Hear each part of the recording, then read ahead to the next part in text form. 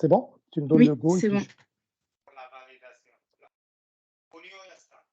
bonjour, bonjour tous. Ravi de vous revoir après 3 mois et quelques, 3 mois et demi exactement, hein. Nous avons eu le dernier webinaire au courant mois de juin. Donc, ravi de vous retrouver pour ce 6e webinaire au titre de cette année 2023, à l'instar de ce que nous avions fait, souvenez-vous, hein, pour ceux qui nous suivent.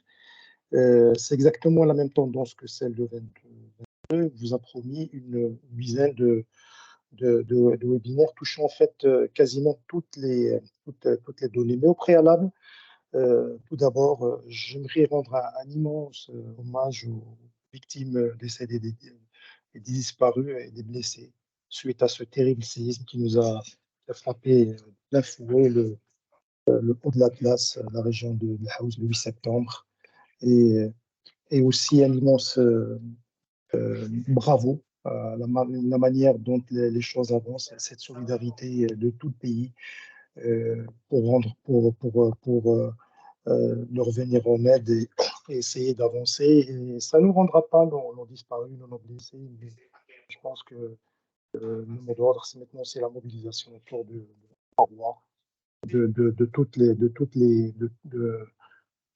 tous ceux qui contribuent de près ou de loin pour que cette région retrouve une insolence et, Inch'Allah, une nouvelle vie avec le plan de relance qui a été annoncé de 220 milliards de dirhams, Inch'Allah.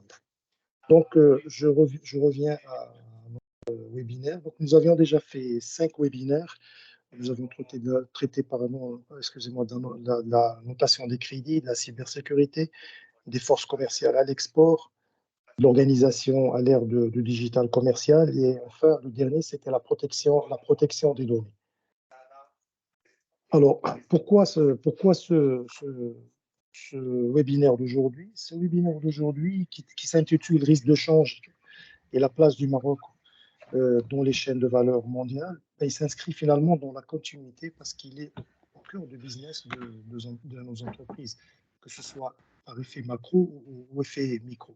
Donc, c'est un thème quand même extrêmement important et qui est une continuité de ce que nous avons dit, souvenez-vous, depuis, je prends une antériorité de pratiquement 1 an et demi, hein, où tous les sujets que nous avons fait finalement, on a parlé de la décarbonation, de la transition, de la RSE, de l'ESG, du digital, de la data, tous ces sujets finalement de l'industrie du futur ou ce qu'on appelle l'industrie 4.0, tous ces sujets finalement, ils gravitent, ils sont là pour l'entreprise et si vous mettez l'entreprise au centre, elle plug au niveau de chaque thème pour avancer parce que ce qui s'est passé depuis 2020, souvenez-vous, les choses ne reprennent plus comme avant. Il y a une transformation, une façon de se réinventer. L'entreprise doit réinventer son core business et ainsi de suite. Alors, sur ce sujet d'aujourd'hui, le Maroc a toujours opté pour l'internationalisation de ses échanges, hein. Depuis, moi, j'ai eu 35 ans de carrière au niveau bancaire, d'un distributeur, et à chaque fois, quels que soient les événements, bonnes ou mauvaises, hein, nous avons toujours été à l'international et nous avons consolidé notre positionnement, ce qu'on appelle les métiers mondiaux, à travers le hub de Tanger-Med, notamment des zones industrielles et ainsi de suite. Et donc, nous sommes un pays qui est ouvert sur le monde. Et les importations, le trade, ce qu'on appelle l'échange des importations et des exportations, au moment où nous parlons, vous avez des opérateurs qui sont au niveau d'un centre d'affaires, au niveau de la salle chez Loubaba, au niveau de l'Afrique, et ainsi de suite, qui sont en train de passer leurs opérations. C'est bien qu'au niveau, par exemple, rien que pour vous donner un ordre de grandeur, 2022, le niveau des importations a quand même atteint 737 milliards de dirhams, près de 40% de plus. Les exportations ont fait un bond à 426 milliards avec 29,4%, pour vous dire que l'année 2022 a été une année record. Et ce trend est en train de continuer. Alors, ce nouveau webinaire, normalement, devrait, avec l'aide de nos experts, vous éclairer un peu plus sur cette thématique et sur la place du Maroc au niveau de chaîne de valeur. Parce que quand on parle aujourd'hui, nous sommes sur l'international, nous avons des opérateurs qui sont locaux, qui travaillent avec des opérateurs au niveau national, mais que indirectement, c'est des exportateurs indirects, puisqu'ils font du sourcing et ainsi de suite, pour que les chaînes de valeur soient les plus étendues, les plus résilientes possibles. Alors, à l'import ou à l'export, mais aussi au niveau des investissements, les échanges, comme j'ai dit, sont là, mais aussi et surtout pour tisser des liens de partenariat, parce que je l'ai dit chaque fois quand j'ai l'occasion de prendre la parole ou de faire des focus group ou de faire des missions chez des entreprises ou chez des filières, des secteurs ou de ces sous-filières, le plus important, c'est de prendre pied et c'est de travailler et de faire des parcours à l'international. C'est quelque chose qui se construit et aujourd'hui, les banques notamment sont devenues des agrégateurs. Le cas Tigel, on est là comme exemple, où tout passe au niveau d'un centre d'affaires et ainsi de suite jusqu'à l'international, la salle au niveau de l'Afrique, au niveau de l'Europe et ainsi de suite. Alors comment justement ces entreprises s'y prennent-elles? Comment adapter son business model, le transformer pour intégrer finalement ce qu'on appelle les CVR, ces chaînes de valeur mondiales, et comment appréhender ces risques de change. Laisserons l'occasion que je présenterai à Loubaba pour nous donner plus ample détails sur ce. Par quoi commencer pour mettre pied et asseoir un business model consolidé et quelles sont les opportunités offertes? Comment travailler finalement avec les donneurs d'ordre internationaux, que eux-mêmes ont des pressions de part et d'autre sur l'environnement, sur la compétitivité, sur l'externalisation et ainsi de suite, nationaux et internationaux, parce que nous avons aussi au Maroc des donneurs d'ordre. Moi, PME, GE ou corporate, comment travailler avec mes partenaires, Massal par exemple, pour optimiser mes opérations et disposer des meilleurs outils d'accompagnement. Vous voyez bien que le sujet, il est très intéressant, très complet. Alors, pour en parler, j'ai le plaisir d'avoir parmi nous aujourd'hui deux experts. Victor Lécuyer, qui est responsable d'études économiques, mais aussi risque pays au niveau de BPI France. Nous avons aussi le plaisir d'avoir avec nous une femme de terrain, Madame Loubaba Alaoui Ndre, qui est responsable corporate trading au niveau de la salle des marchés, ce qu'on appelle le CIB, Corporate Investment Banking, du groupe Tijari Wafa Bank.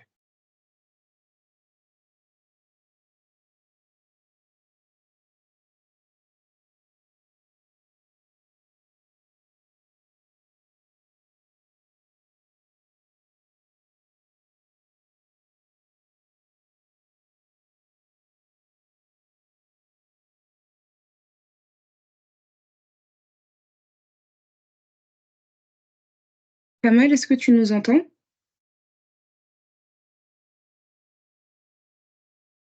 Je vous entends. Ok, on t'avait perdu une seconde. C'est bon, c'est bon. Je m'excuse, hein. Et donc, sans plus tarder, donc je cède la parole à Victor. Victor, rebonjour. Kamal, merci pour ton Rebonjour, introduction. Victor. Mille merci de te joindre à nous. J'ai eu le plaisir, nous avons eu le plaisir, pardon, de t'avoir eu. Je l'avais dit tout à l'heure quand on échangeait avec toi, c'était il y a de ça pratiquement 2 ans sur le renchérissement des intrants et des matières premières. Donc, le plaisir de te retrouver. Tu es économiste reconnu, vice-président du cofondateur de BIC Economics, donc je te laisserai le soin de présenter. Donc, tu connais ces sujets mieux que n'importe qui. Alors, Victor, depuis qu'on s'est vu, comment ont évolué ces indicateurs et comment se construisent finalement ces chaînes de valeur dans un environnement qui n'est pas stable finalement, qui ne le sera jamais, parce que les économistes sont les premiers à le savoir. Maintenant, nous sommes dans une phase de turbulence, mais avec laquelle il va falloir compter tout le temps. Victor, je te cède la parole. Je te remercie, je te cède la parole. Merci beaucoup, Kamal. Alors, je vous partage ma présentation.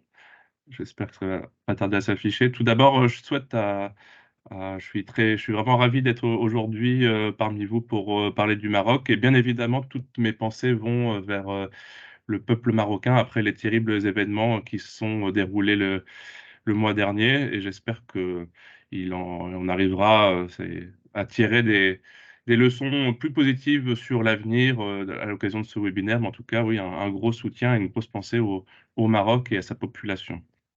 Donc, est-ce que vous pouvez me confirmer que vous avez bien les slides qui apparaissent ou pas? Oui, oui, c'est bon, Victor, C'est on les bon. voit. On les voit.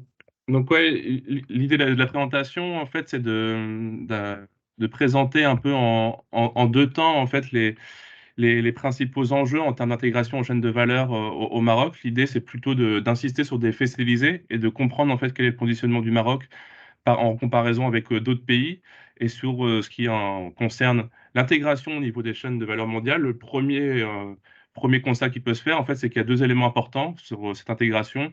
C'est les aspects qui sont sur les échanges commerciaux et aussi, sur l'attractivité du Maroc parce on verra par la suite, cette attractivité, via les flux d'IDE, contribue pleinement, en fait, à installer le Maroc comme un acteur, important et qui, pourrait, justement relever les défis qui sont posés par le raccourcissement des chaînes de valeur et par, l'intégration chaîne de valeur mondiale.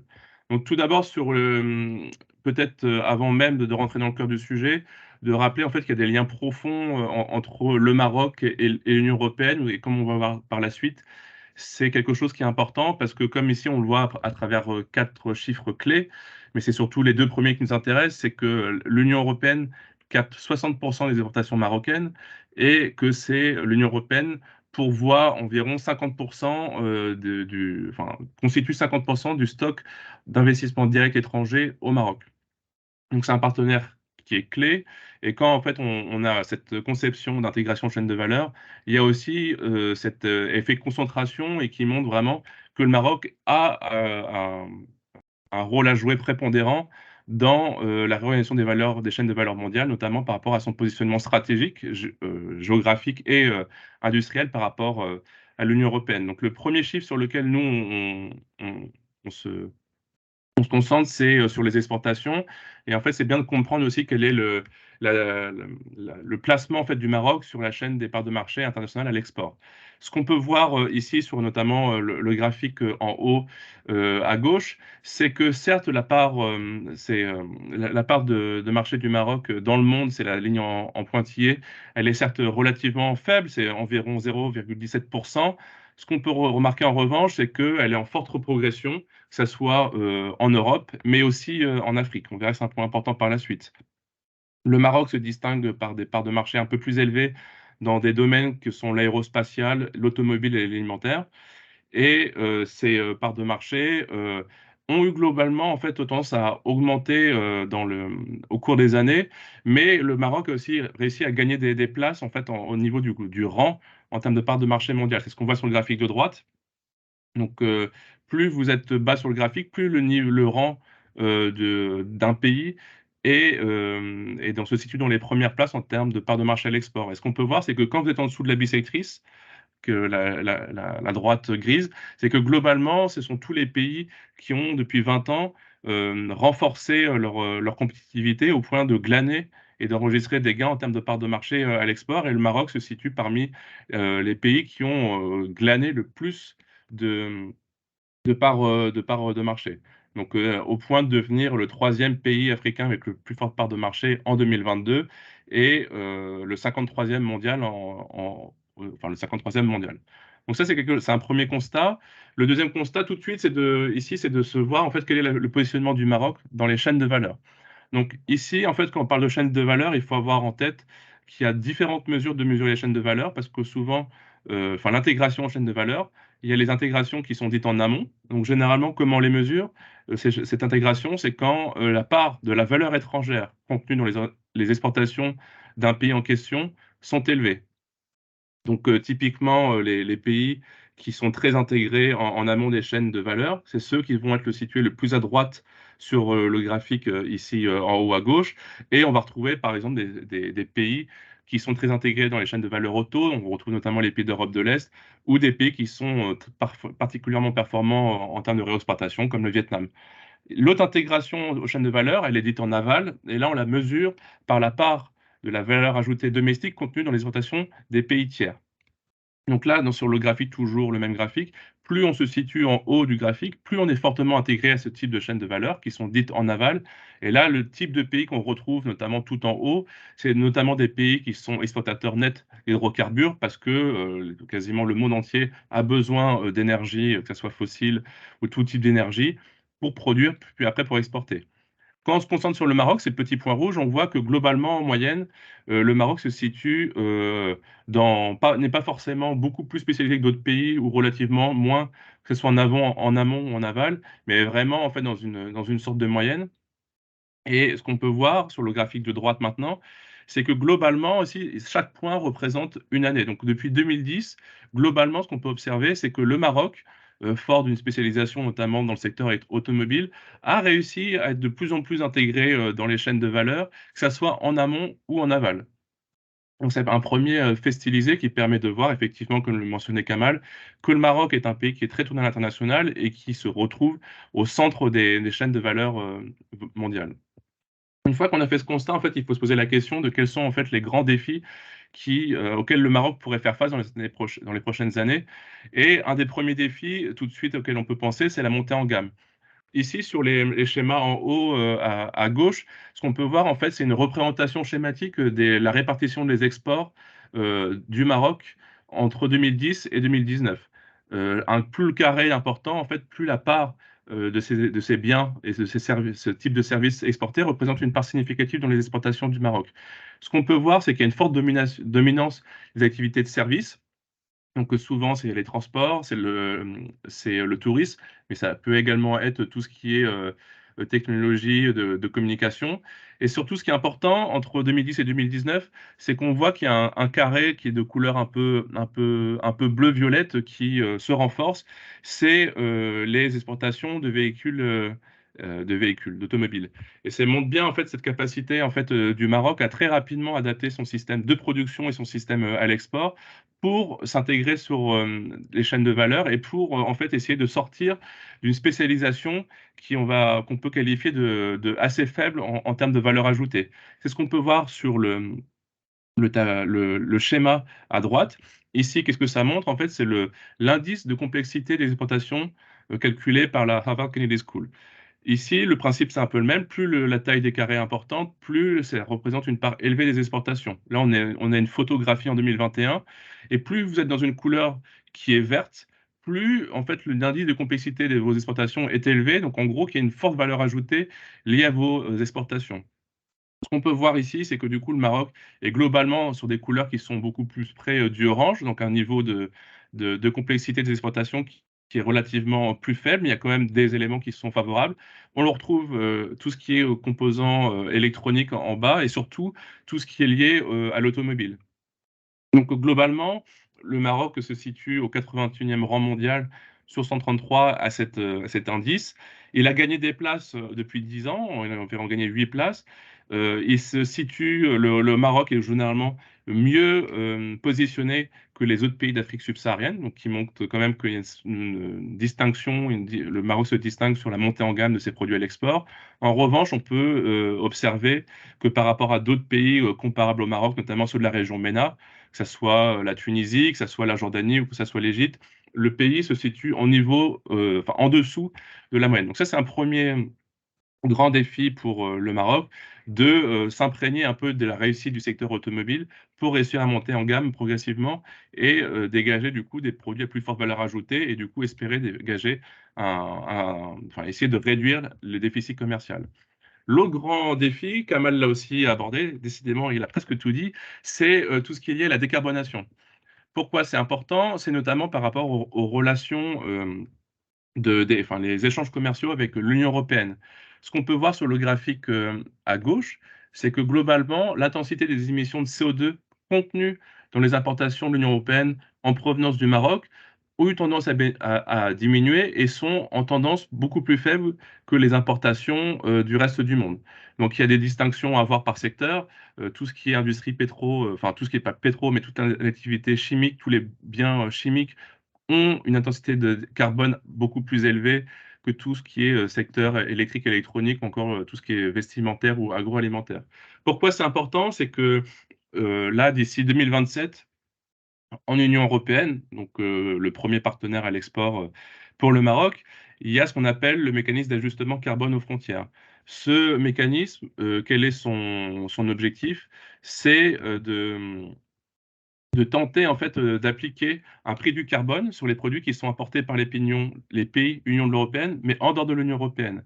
Ce qui fait que justement, c'est pour accélérer la transition énergétique et écologique et essayer de réduire les émissions carbone et du coup pas forcément qu'il y ait un avantage comparatif beaucoup plus fort pour des pays à l'extérieur et que du coup l'Union européenne se ne suivent pas en fait sa trajectoire de réduction des émissions carbone. Le grand défi pour le Maroc, c'est qu'on voit notamment sur le petit graphique en haut avec la courbe en bleu, c'est que depuis 2020, le prix du carbone il a quasiment été multiplié par 4 et que à ce stade, on a du mal à voir en fait qu'est-ce qui pourrait faire baisser le prix de ces permis d'émissions carbone et que ça en fait ça va devoir pousser très rapidement le Maroc à décarboner sa production industrielle au vu de sa dépendance au marché de l'Union européenne et du coup être en mesure notamment de s'appuyer sur le développement des ENR et mettre en place tout un écosystème qui va permettre de subventionner les PME qui arrivent à réduire justement leur intensité de leur production, enfin de leurs émissions de CO2 dans leur production. Donc, un gros enjeu. Cet enjeu, il porte certes sur la capacité du Maroc à conserver, en fait, à consolider sa part de marché, notamment l'Union européenne, voire en fait à renforcer son attractivité. Parce qu'on sait très bien que tous les pays ne pourront pas mener au même rythme leur processus de décarbonation et que les pays qui parviendront nécessairement bénéficieront ou revêtront d'un intérêt particulier pour les importateurs européens. Et là aussi, le Maroc a un impact fort à jouer et il y a déjà actuellement plusieurs acteurs locaux qui sont particulièrement présents sur ce dossier et pas mal de partenariats à l'international, notamment avec la Bird. Donc, maintenant qu'on a parlé de ces considérations, on a commencé à entrevoir que l'attractivité du Maroc joue un rôle essentiel dans l'intégration dans les chaînes de valeur par rapport aux enjeux de décarbonation. Il y a un autre enjeu, c'est globalement d'attirer plus de flux d'IDE. Ce qu'on peut voir sur ce graphique ici, c'est que le flux d'IDE moyen en fait, du Maroc depuis 10 ans, c'est environ 2,2% du PIB par an. Globalement, c'est un niveau qui reste modéré, qui est en dessous de la moyenne des pays émergents, mais au-dessus de la moyenne des pays d'Afrique. C'est quelque chose qui est bien connu par les autorités marocaines, comme l'atteste la nouvelle charte d'investissement qui a été lancée du coup cette année. Donc pourquoi en fait c'est quelque chose qui est important? C'est parce que le Maroc, par rapport aux IDE, même s'ils sont assez moyens en termes de niveau en ces dernières années, ce qu'on peut voir, c'est que le Maroc, en fait, revêt d'un intérêt particulier pour les entreprises de l'Union européenne implantées en Afrique. Comme on l'avait vu dans un des premiers slides, les pays de l'Union européenne, c'est 50% des flux d'IDE enfin, du stock d'IDE au Maroc, et qu'on intègre d'autres pays de l'Europe, on est à 60%. L'autre grosse partie du monde qui est très pourvoyeur d'investissement direct à l'étranger, c'est surtout les pays du Golfe et plus particulièrement les Émirats. Mais ce qu'on peut voir ici, notamment sur le premier graphique, c'est que le Maroc, en fait, accueille le deuxième plus grand contingent d'entreprises européennes en Afrique, de manière générale, derrière l'Afrique du Sud. Donc, il y a un positionnement assez favorable. Et on peut voir sur le graphique à droite que globalement, la part des entreprises européennes implantées en Afrique suit une tendance haussière, que ce soit la France, c'est le principal pays qui voit ses entreprises s'installer au Maroc, mais c'est également le cas en Allemagne, en Espagne, et c'est même la moyenne de l'Union européenne. C'est quelque chose d'important parce que c'est quelque chose que vous avez sûrement en tête, c'est que globalement, l'Union européenne perd de plus en plus de parts de marché à l'export et que généralement, ça se convertit par une politique très active d'investissement direct à l'étranger, de délocalisation d'entreprises, et les pays qui proposent une activité assez forte sont des grands gagnants et le Maroc en fait partie. Donc le meilleur exemple, c'est notamment le secteur automobile. Ici, ce que je vous propose, c'est en fait, de rentrer un peu plus dans le vif du sujet par le prisme des entreprises françaises implantées au Maroc. Sur le graphique à gauche, vous avez en bassant en fait la dynamique des implantations d'entreprises françaises au Maroc. Donc ça, c'est la courbe. Le Maroc, c'est la courbe représentée en pointillé en rouge. Ce qu'on peut voir, c'est que globalement, les implantations de entreprises françaises au Maroc sont beaucoup plus dynamiques que dans le reste du monde, que ça soit en Afrique ou en Amérique. Donc c'est un constat qui est particulièrement frappant pour la France. On voit des résultats plus ou moins similaires pour d'autres pays comme surtout l'Espagne ou aussi par exemple les Pays-Bas. Et en fait, c'est pas juste motivé par des avantages qui sont purement en termes de coûts, c'est qu'il y a aussi des avantages en termes de dynamique du chiffre d'affaires. Et c'est ce qu'on voit sur le graphique de droite. C'est le même principe. Toujours le Maroc apparaît en pointillé rouge. Et là aussi, on voit que globalement, depuis 2015, le Maroc a suivi une dynamique de chiffre d'affaires des entreprises implantées, enfin les entreprises françaises implantées au Maroc, qui a littéralement explosé, notamment par rapport à une autre région qui est la région asiatique. Et ce résultat, il est particulièrement intéressant à observer, c'est que dans les pays asiatiques sont notamment intégrés les pays du Golfe, et que les pays du Golfe, il y a beaucoup d'activités liées aux hydrocarbures, et donc du coup, généralement, un niveau de chiffre d'affaires qui est élevé, et le Maroc a réussi à aller au-delà. Donc, là, on a une vision. Ici, ce slide, il essaie d'ouvrir une double vision sur l'attractivité du Maroc et en fait des secteurs qui réceptionnent en fait ces flux d'investissement et d'avoir une vision tant à gauche avec la ventilation sectorielle des implantations des principaux pays de l'Union européenne au Maroc, donc par grand type d'activité. On voit que l'industrie manufacturière accueille un nombre important d'entreprises de l'Union européenne. Et à droite, vous avez la répartition du stock d'IDE total au Maroc par secteur.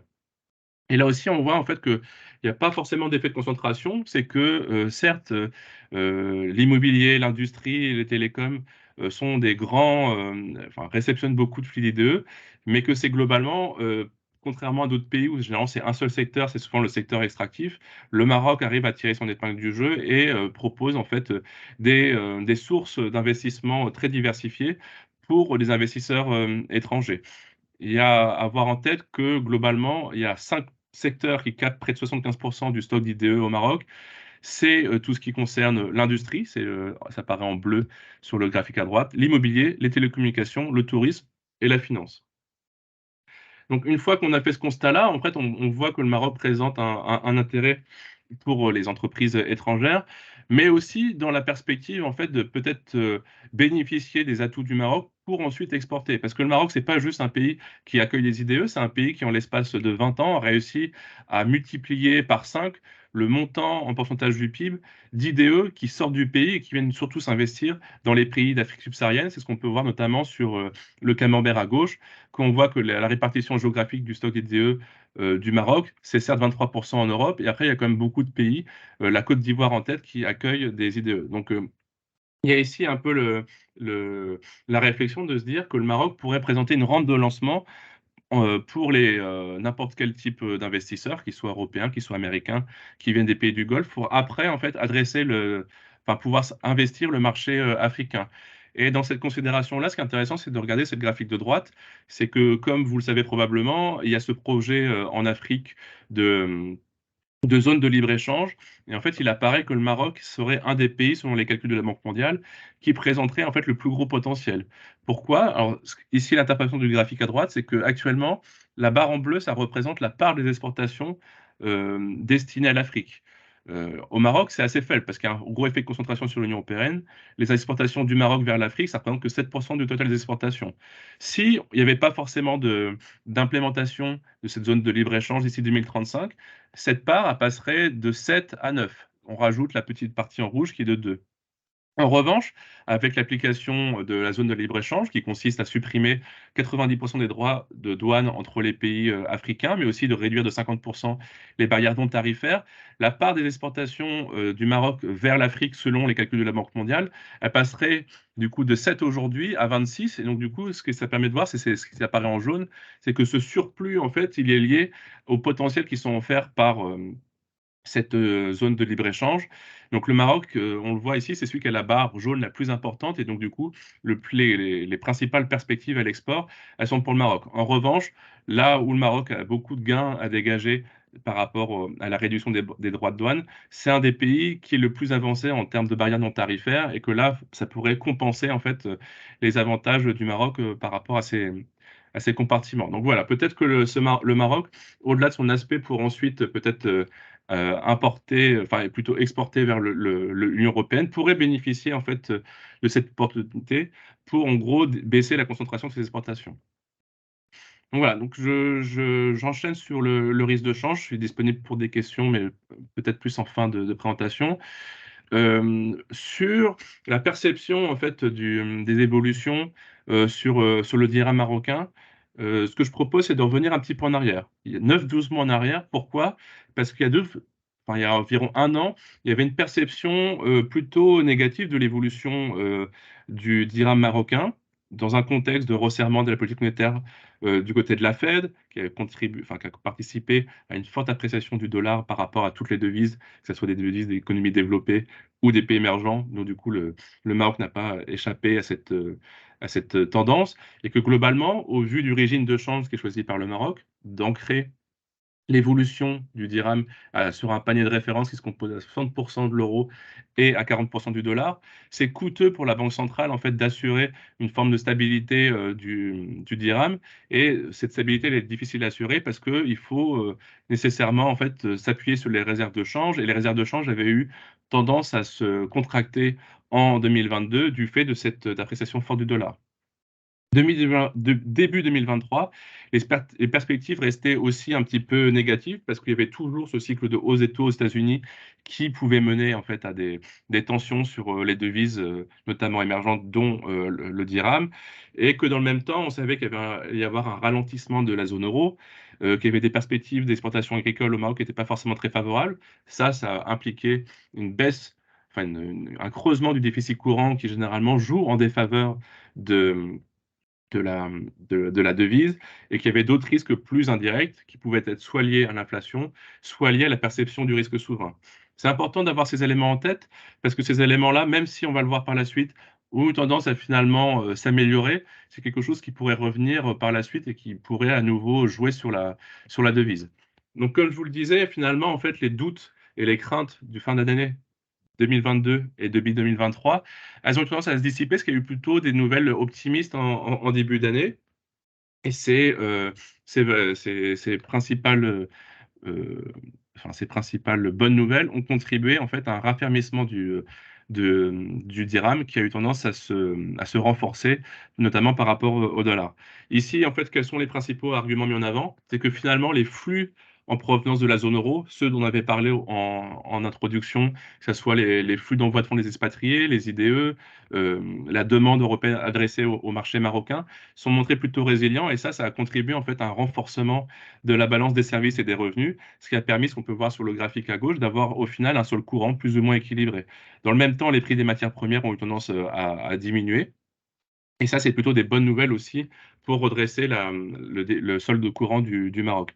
Ces bonnes nouvelles, elles pourraient n'être que temporaires parce qu'il y a effectivement des nouvelles craintes, notamment d'une hausse des prix énergétiques en fin d'année et en début d'année 2024, et qui pourraient du coup à nouveau en fait compliquer la tâche, notamment de la Banque Al-Maghrib, de mener à bien sa politique.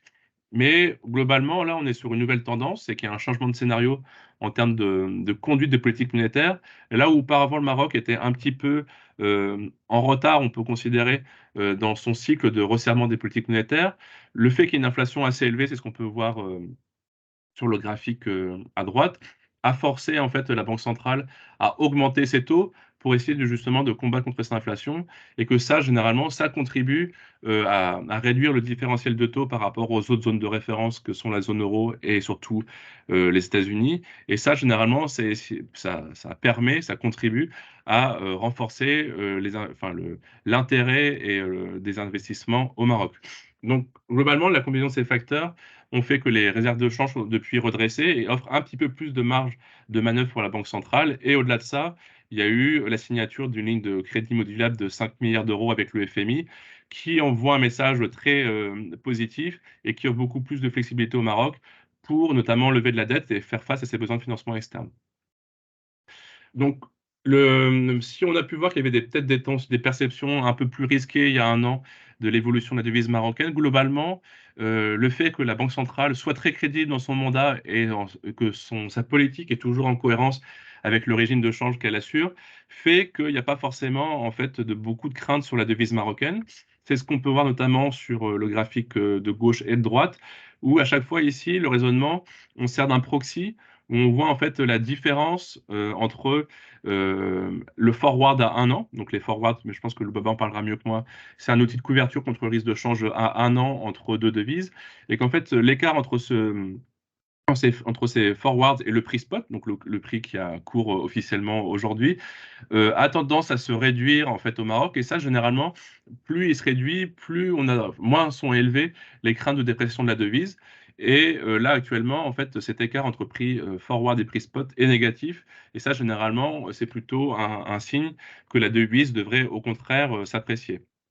Au-delà de ça, on peut voir aussi en comparaison avec d'autres devises, notamment de la région MENA, que le Maroc, qui apparaît ici en rouge, n'est pas dans la ligne de mire des investisseurs, contrairement par exemple à la livre égyptienne ou au dinar tunisien, et que ça, c'est justement, ça atteste de cette capacité structurelle de la Banque centrale à rassurer les marchés, ses capacités à assurer son régime de change et progressivement à libéraliser le dirham, comme ça a été le cas récemment avec l'élargissement de la banque de fluctuation par rapport à son panier de référence.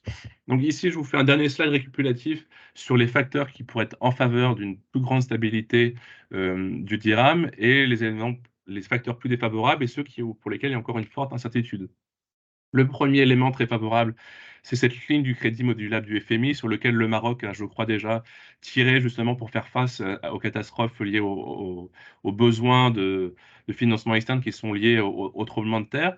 Au-delà de ça, il y a d'autres aspects plus indirects qui sont liés à la structure de la dette publique obligataire qui ont eu tendance à s'améliorer et on a vu qu'il y a pas mal d'indicateurs financiers comme la prime CDS à 5 ans sur le souverain ou les spreads obligataires à 10 ans qui ont tendance à se détendre et qui montrent qu'il y a une perception beaucoup plus favorable qu'il y a un an des risques financiers au Maroc. Et ça, en fait, ça contribue à renforcer l'attractivité des placements au Maroc et qui joue en principe en faveur d'une stabilité, voire de l'appréciation du dirham.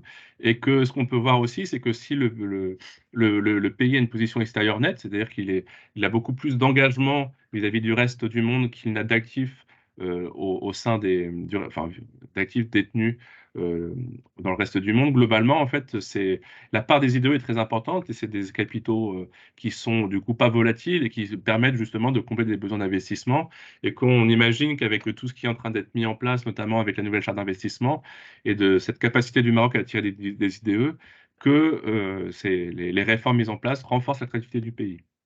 Les facteurs qui sont plutôt défavorables, ils portent sur les taux d'intérêt réels. Et ici, en fait, le Maroc, c'est un pays, du fait d'une inflation toujours élevée et d'une politique monétaire qui va probablement être plutôt stable, il n'y a pas forcément d'attente de nouvelles hausses de taux au Maroc, mène en fait à ce que les taux d'intérêt réels soient négatifs. Et c'est quelque chose qui est important pour les pays émergents parce que relativement les uns par rapport aux autres, ils sont en mesure d'attirer plus ou moins en fait de flux de capitaux. Et plus les taux d'intérêt réels sont élevés et positifs, plus ils sont attractifs. Et au contraire, plus les taux d'intérêt réels sont négatifs et le moins ils le sont. Et là, ce qu'on peut voir ici, c'est qu'actuellement, le proxy du taux d'intérêt réel au Maroc, il est négatif, c'est de l'ordre de moins 1,9%. Mais le principal risque, ici, il porte plus sur le différentiel de taux de taux d'intérêt avec la zone euro. C'est le graphique qu'on voit au milieu en bas, au milieu. C'est qu'actuellement, ce différentiel de taux, il est négatif. Ce différentiel de taux, il est négatif, ce qui va forcer, en fait, quand ce taux est négatif, c'est que les placements financiers en dirham sont relativement moins attractifs que ceux en zone euro, et ce qui peut en fait amener en fait à des flux de capitaux qui vont plutôt se rendre en zone euro que rester au Maroc. Et ça, c'est quelque chose qui est important parce que encore hier, on a eu des déclarations de la part de la Banque centrale européenne qui semblent indiquer que les taux d'intérêt vont continuer probablement être augmentés en fin d'année et après pour être maintenus à un niveau élevé. Et ce différentiel de taux risque de perdurer entre le Maroc et la zone euro, et ça peut avoir des répercussions sur le change. Et après, il y a tout ce qui est à droite, qui sont les éléments qui sont entourés d'une forte incertitude. C'est que même si on a vu qu'il y avait une réduction de l'inflation alimentaire au Maroc et que ça contribuait à une forte baisse de l'inflation totale, il y a quand même pas mal d'incertitudes qui sont liées au niveau de pluviométrie, donc du coup performance du secteur agricole. Le Maroc a été malheureusement touché par 2 années de sécheresse et ça a eu un impact assez fort, notamment sur les prix agricoles. Et après, ça peut être tout ce qui est lié aux annonces de retrait de subventions sur le carburant en 2024 ou encore les incertitudes liées à l'initiative céréalière en mer Noire, sachant que le Maroc, comme beaucoup d'autres pays d'Afrique du Nord, est très dépendant en fait dans ses approvisionnements de l'Ukraine et de la Russie. La question du ralentissement européen, elle va aussi se poser parce que si la zone euro a finalement été assez résiliente en début d'année, on s'attend que, l'impact, de la hausse des taux d'intérêt en zone euro ait un impact sur la demande, plutôt en fin d'année 2023 et début d'année 2024 et ça peut, amener à une demande moins forte extérieure pour le Maroc et donc du coup, potentiellement aussi peser sur les flux d'envoi de fonds, les expatriés et ça contribue potentiellement à, une évolution négative du déficit courant. Et le dernier point, il est un petit peu moins important, mais c'est, les réserves de change du Maroc, elles sont, globalement, libellées à 60 en euros et 40 en dollars et si jamais il y avait un scénario adverse qui faisait que soit l'euro, soit le dollar, sa valeur amenait à baisser, généralement ça se concrétise par, une baisse des réserves de valeur de change exprimées dans une des 2 devises et que ça, c'est quelque chose à avoir aussi en tête, mais qui est beaucoup moins prégnant que les autres incertitudes qui ont été présentées. Donc, j'en ai fini pour ma présentation. Je vous laisse des informations de tout ce qui est publié, les études économiques de BPI France et je laisse la parole à Loubaba, sauf si on fait une séance des questions maintenant, mais j'imagine que Loubaba aura des choses, tout aussi pertinentes, voire beaucoup plus intéressantes à vous communiquer sur, les risques de change, au Maroc. Merci beaucoup, Victor, pour cette brillante présentation qui est très, très claire hein, pour le positionnement du Maroc et tout l'environnement hein, finalement que tu as présenté, mais nous aurons l'occasion de revenir avec toi plus en détail au niveau des échanges. J'attends un petit peu la remontée de l'assistance et donc sur ce point, mais nous aurons un échange sur des échanges pour compléter les quelques aspects. Donc je passe la parole à Loubaba. Loubaba, bonjour. Bonjour Kamal. Bonjour Loubaba, tu es responsable corporate trade, tu es une femme de terrain du groupe Tigeli Wafa Bank, je connais très bien la salle. Tu l'as dit lors des échanges tout à l'heure, le partenariat est devenu multiple, hein, pluriel, pardon, où la salle, depuis des années, des décennies, s'est affirmée comme étant un contributeur de valeur pour la relation, d'une manière générale. Sur ces aspects, tu disposes d'une vision précise sur les besoins de fonctionnement et les interactions de ces opérateurs qui viennent travailler avec la salle. Ben, comment s'opère finalement cet accompagnement avec les outils pour aider finalement ces opérateurs, grandes ou petites entreprises, parce qu'il faut aussi laisser la part à la petite entreprise. Nous y reviendrons sur ce sujet pour avoir les meilleures décisions et optimiser leur business trade finalement. Je te remercie, Loubaba, et je te cède la parole. Merci Kamal. Alors effectivement, je m'appelle Loubaba Alaoumdri, je suis responsable de l'activité corporate trading au sein des marchés des capitaux. Excuse-moi, on ne te voit pas, Loubaba, au niveau de la caméra. Anne, est-ce que tu peux corriger ça parce qu'on ne voit pas Loubaba. Moi, je la vois. Je la bon vois. Est-ce que ben, Victor aussi? moi. Donc, c'est moi. OK, ça marche, c'est bon. Alors, je me représente, je m'appelle Loubaba Alaoumdri, je suis responsable de l'activité commerciale, donc du corporate trading au sein des marchés des capitaux Maroc. On est en charge de la gestion de la relation clientèle, qu'elle soit avec des corporates, des PME, des TPE, des institutionnels ou toute entreprise ayant des besoins spécifiques qui sont à même d'être traités par les marchés des capitaux. Donc, je vais partager mon support.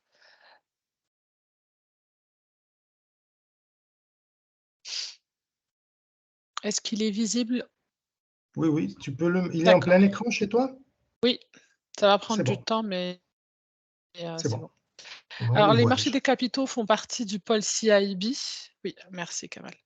Donc, les marchés des capitaux font partie du pôle CIB et de par la présence de Tijari, on est actif sur plusieurs régions, que ça soit en Afrique du Nord ou la zone UEMOA, CEMAC ou via des bureaux de représentation, notamment en Chine. Le pôle CIB, c'est 400 collaborateurs, c'est plus de 60 milliards de flux en trade, c'est plus de 12 milliards de dollars de projets financés.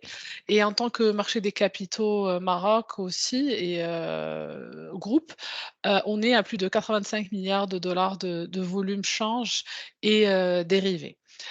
Sur la partie spécifique aux salles des marchés, on a à peu près 10 salles des marchés sur les régions sur lesquelles Tijari Wafa Bank est présente et on propose différents services qui passent du placement, donc chercher des solutions et proposer des solutions d'investissement spécifiques à des besoins et des niveaux de risque propres à chaque contrepartie.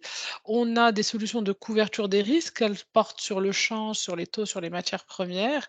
Et enfin, on a un accompagnement en termes de recherche, d'analyse et de conseils via des publications qu'on fait de manière récurrente. Sur le sujet qui nous intéresse, on va y aller crescendo. Donc, une première partie, c'est expliquer dans la réalité comment marche le marché des changes marocain, par quoi on est passé, qu'est-ce qu'on vit aujourd'hui, comment les choses se structurent aujourd'hui sur ce marché-là, et après comment on peut gérer le risque qui en découle et les risques qui en découlent et qu'est-ce qu'on peut offrir comme solution et proposer comme solution. Alors, la libéralisation ou la flexibilisation, c'est un terme qu'on utilise très souvent depuis plusieurs années et qui veut dire un peu plus d'ouverture sur la partie d'IRAM. Et les raisons en fait qui poussent à ce genre de choix et de processus, c'est que lorsqu'on est une économie ouverte, c'est avoir différents paramètres macroéconomiques qui sont à leur optimum. En l'occurrence, la valeur de dirham, on cherche à avoir, via la flexibilisation, une valeur de dirham plus fair, donc une fair value du MAD qui est sans mésalignement entre sa valeur théorique et sa valeur transactionnelle. Et la théorie dit que lorsque vous avez plus de flexibilisation et une libéralisation du marché, le juste prix se fait naturellement et donc le change est à son niveau le plus fair pour l'économie concernée. Ensuite, ça vous permet aussi de capter l'essor de l'économie mondiale. Lorsque vous n'avez pas le change comme frein à un investissement ou qu'il soit in ou out du Maroc, vous avez une captation du potentiel de croissance mondiale plus important que lorsque vous êtes sur un choix de régime de change fixe. La flexibilisation ou la libéralisation permet aussi à la politique monétaire de se concentrer sur les agrégats purement nationaux, c'est-à-dire que ce soit l'inflation, la croissance, plutôt que de gérer un différentiel de taux d'intérêt avec d'autres pays partenaires pour garder l'équilibre sur un marché tel que le marché de change. Et enfin, ça atténue les déséquilibres sur la balance des paiements en permettant au cours de change, donc au prix de la devise, de s'ajuster à la hausse comme à la baisse pour ajuster les déséquilibres. Alors, pour le Maroc, spécifiquement, ça fait des années qu'on a entamé ce processus, ça fait des années qu'on est sur cette route-là. On n'en est pas très loin, mais on dira à mi-chemin. On a commencé par différentes petites mesures qui sont la mise en place des produits dérivés sur les marchés financiers, l'ouverture des comptes en devises pour les opérateurs qui avaient de l'export et qui pouvaient ainsi déposer une partie de leurs recettes, à peu près 70% de leurs recettes sur le compte en devises pour faire face aux importations. On a permis aussi aux institutionnels d'investir plus de 10% de leurs actifs à l'étranger. Et les deux dernières mesures les plus fortes, en fait, qui changent le mode opératoire de cotation et de fixation de la valeur de dirham, ont été l'élargissement des bandes. Donc, on est passé d'une bande de 0,6%. Donc, c'est des bandes de fluctuation sur lesquelles qui sont autorisées par la Banque centrale à ne pas dépasser pour les cotations au quotidien du dirham. Donc, on est passé d'une bande de 0,6% à une bande de 5% en 2018 à une bande de 10% en mars 2020. Et ces deux dernières mesures ont été vraiment importantes dans le changement et c'était une étape cruciale dans la valorisation et le mode de fonctionnement du marché des changes au Maroc. Donc, on est passé par différentes phases. On a eu une phase d'adaptation au premier élargissement où les opérateurs sur le marché interbancaire tels que TGLI continuaient de coter le dirham de la même manière qu'avant, de manière en se basant essentiellement sur le panier euro-dollar.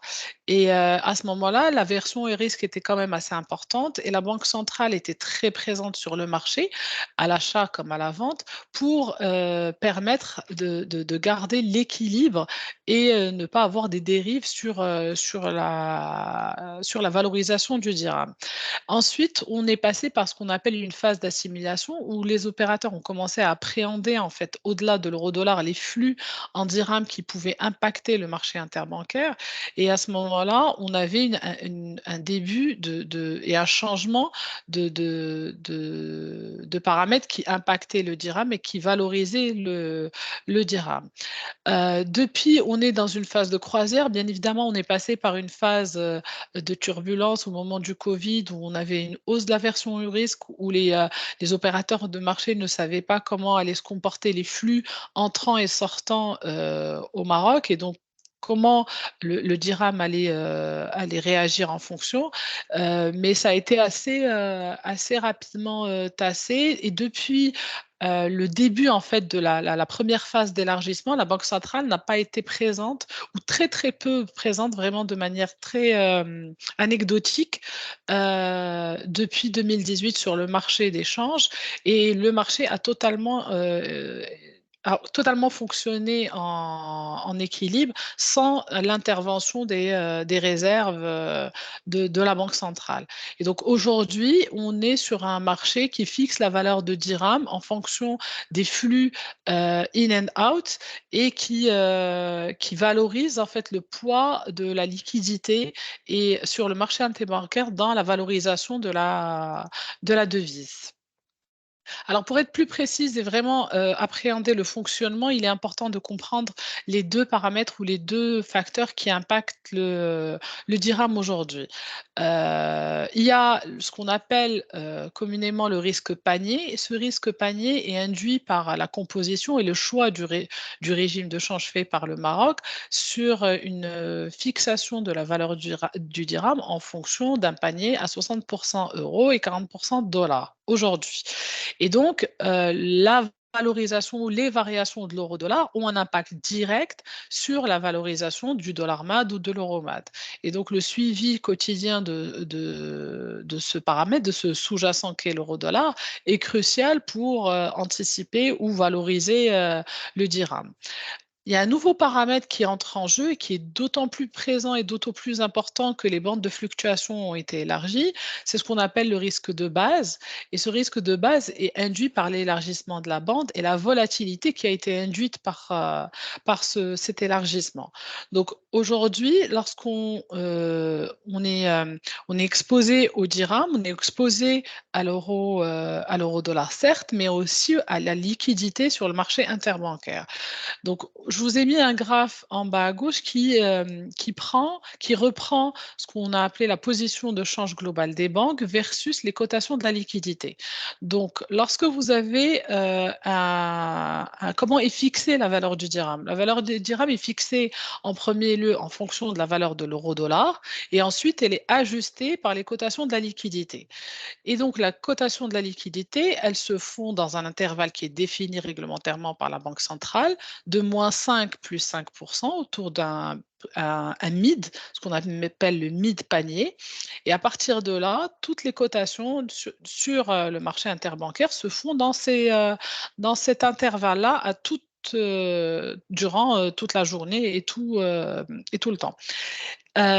Ces cotations de la liquidité évoluent et varient en fonction de la position de change globale des banques en devises. Alors, ces positions, par exemple, lorsque cette position est excédentaire, qu'est-ce que ça veut dire? Ça veut dire qu'à un moment donné, vous avez un mouvement important d'export et de devises qui rentrent sur le marché interbancaire. Et lorsqu'on parle d'opérations d'export, on parle d'une cession des devises par les opérateurs et un achat du dirham. Je suis un opérateur économique, je suis payé par un partenaire étranger, je reçois de la devise, je suis censé aller la céder sur le marché, donc offrir mes devises et demander du dirham. Et donc, lorsque on a une situation excédentaire, pardon, ça veut dire qu'on a une offre importante de devises et surtout une demande importante du dirham. Et lorsque vous êtes dans un marché, lorsqu'il y a une forte demande sur un sous-jacent, il y a une hausse de son prix. Qui dit hausse, dit appréciation du dirham et donc application d'une cotation, si vous voulez, de la liquidité sur la partie inférieure, donc sur une pente allant jusqu'à -5. Plus vous êtes proche des -5%, et plus ça veut dire que votre monnaie s'est appréciée, en tout cas le dirham. Le dirham s'est apprécié. Plus vous allez être sur des cotations de +5%, et plus ça voudra dire que le dirham s'est déprécié. Il y a pour visualiser encore plus dans le cas contraire, lorsque vous avez une situation déficitaire de la position de change globale des banques. Donc, par exemple, aux alentours de janvier 2022. Qu'est-ce que ça veut dire? Ça veut dire que vous avez un mouvement de sortie de devises, donc d'importation, qui a été important et qui a vidé le marché interbancaire. Lorsque vous faites une opération d'importation, vous avez, en tant qu'opérateur, vous faites une offre. Vous offrez vos dirhams pour demander de la devise pour pouvoir faire face à vos factures ou votre dette. Et donc, l'excès d'offre du dirham pèse sur le prix du dirham et donc déprécie le dirham versus les autres devises. Et chaque évolution de la position globale impacte les cotations de la liquidité qu'on voit donc c'est la ligne mauve, mais il y a au-delà de la position en temps réel, il y a aussi les anticipations qu'on va se faire. Et donc à un moment donné, même si la position est excédentaire sur le marché, si les opérateurs du marché tendent à se dire qu'il y a des opérations exceptionnelles qui arrivent, de sortie de dividendes, de sortie d'un investisseur étranger ou d'entrée d'un investisseur d'un IDE assez conséquent pour le marché, ça impacte la cotation de la partie liquidité en temps réel. Et c'est important de voir en fait ce nouvel élément qui vient accentuer la volatilité sur le dirham, qui lorsqu'elle était uniquement basée sur la volatilité de l'euro-dollar en effet panier, elle était très faible. L'effet panier permettait de compenser toute hausse de l'euro-dollar entre l'euromad et le dollar-mad, pardon. Et donc, in fine, on avait une volatilité du dirham qui était relativement concentré sur les bandes de fluctuation qui étaient figées. Par contre, en augmentant et en élargissant les bandes de fluctuation à plus de 10%, on donne plus de marge d'évolution et de variation pour le dirham selon ces variations de liquidité et ces anticipations. Pour chaque déterminant du dirham, que ce soit l'euro-dollar ou la liquidité, il y a des valeurs spécifiques qui entrent dans l'appréciation de ces paramètres. Que ce soit l'euro-dollar, c'est des facteurs macroéconomiques. On sait que toute donnée économique publiée sur la zone euro, les États-Unis ou même la Chine impacte l'euro-dollar. Le taux de chômage de l'Allemagne impacte l'euro-dollar. La décision de la Fed, de la BCE impacte l'euro-dollar. Les taux d'inflation de pays, que ce soit la France, l'Espagne, l'Allemagne ou les États-Unis impactent l'euro-dollar. Donc, toutes les données macroéconomiques sont suivies au quotidien pour essayer d'analyser et de comprendre les variations de l'euro-dollar qui impactent in fine l'euro-mad et le dollar-mad. Ensuite, on a des facteurs financiers. Donc, les positions de certains fonds d'investissement, notamment lorsqu'ils se positionnent sur des actifs tels que les matières premières ou les taux.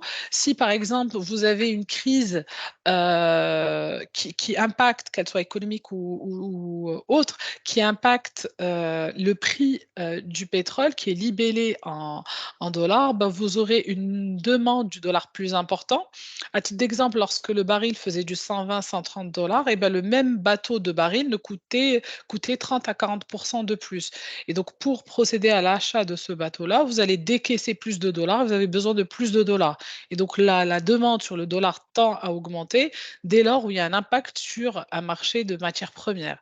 Sur le marché des taux, par exemple, si vous avez une hausse de l'aversion au risque sur les marchés, un mouvement de panique sur les marchés internationaux, ben, généralement, ces hedge funds ont tendance à sortir des actifs risqués des pays en développement émergent pour aller sur des actifs moins risqués ou risk-free, notamment les bons du Trésor et les T-bills américains. Et donc, ce mouvement-là fait impact à la hausse la demande en dollars et peut aussi accentuer et encourager la hausse du dollar. Il y a également des facteurs géopolitiques. Les facteurs géopolitiques impactent énormément les positions des investisseurs parce qu'elles augmentent et alimentent l'aversion au risque de ces intervenants.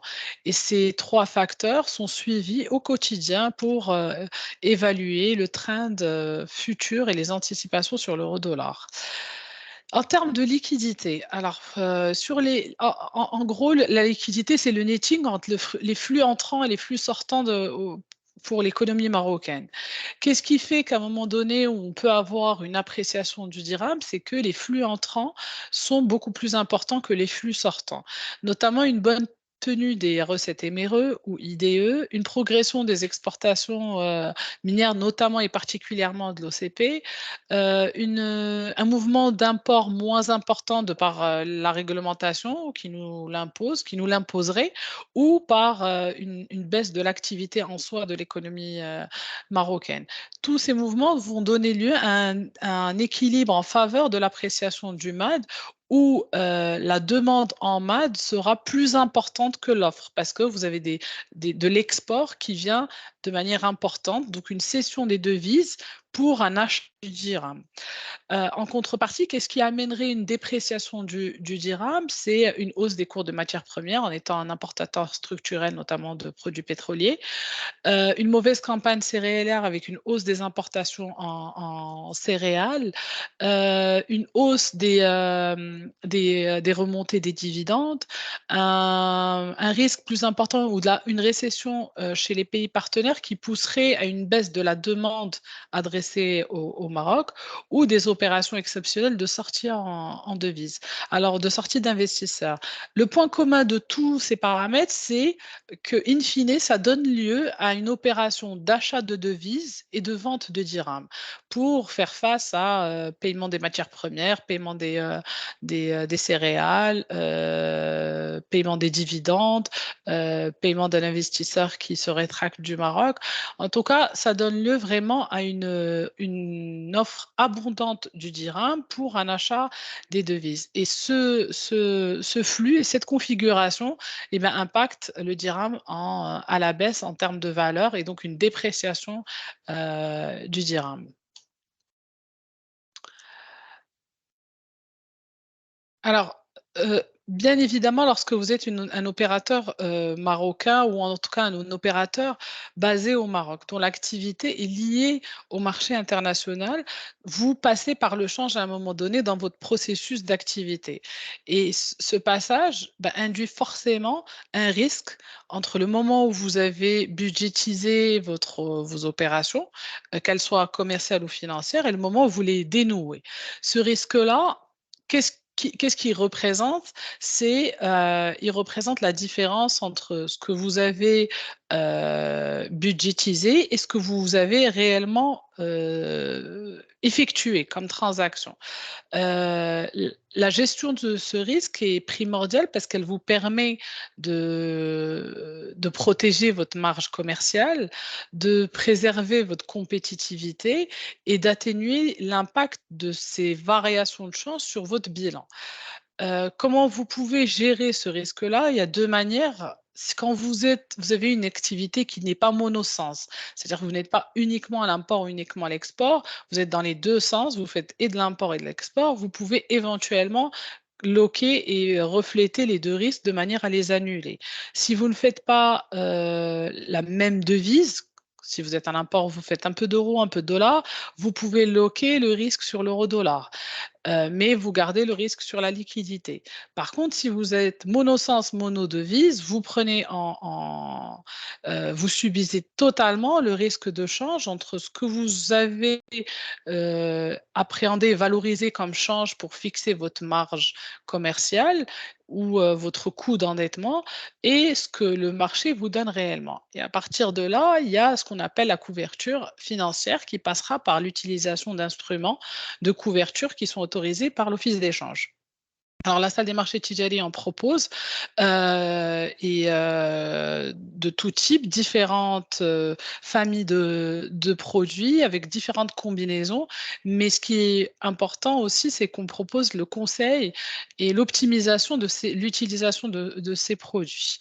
Alors, comment vous devez gérer votre risque de change? Quelle que soit la typologie de votre risque, qu'il soit de nature commerciale ou financier, il est important de procéder par étapes et il est important de profiter en fait de cette fenêtre de tir dans laquelle on est, le Maroc, qui est une fenêtre où les variations du dirham ne peuvent pas aller au-delà de 10%.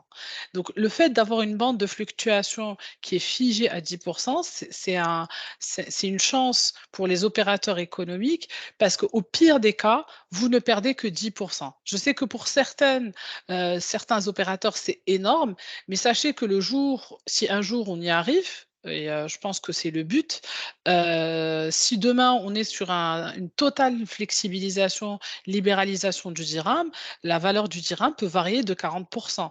On l'a vu pour l'Égypte, on le voit pour les pays en développement, on le voit des fois pour l'euro-dollar. La volatilité est beaucoup plus élevée que ce qu'on vit aujourd'hui au niveau du dirham.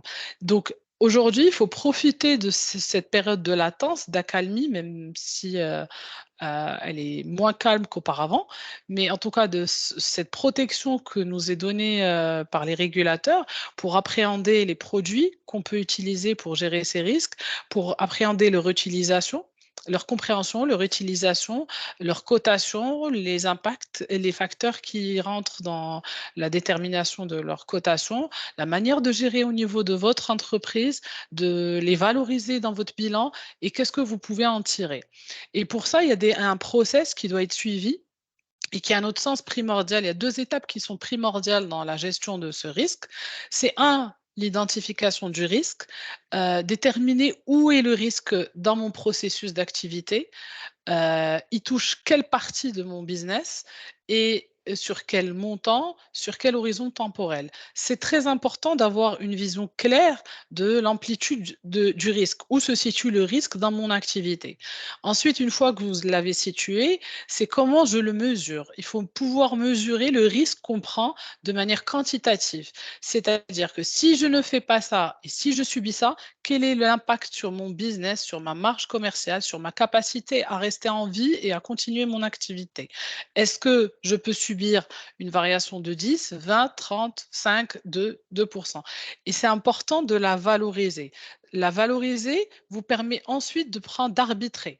Vous avez un point d'ancrage sur lequel vous allez vous dire, au-delà de ça, je fais ça, en dessous de ça, je fais rien. Donc, l'identification et la mesure de l'exposition sont 2 étapes qui sont importantes où le conseil et le suivi et l'accompagnement que vous pouvez avoir sur ces sujets-là est important.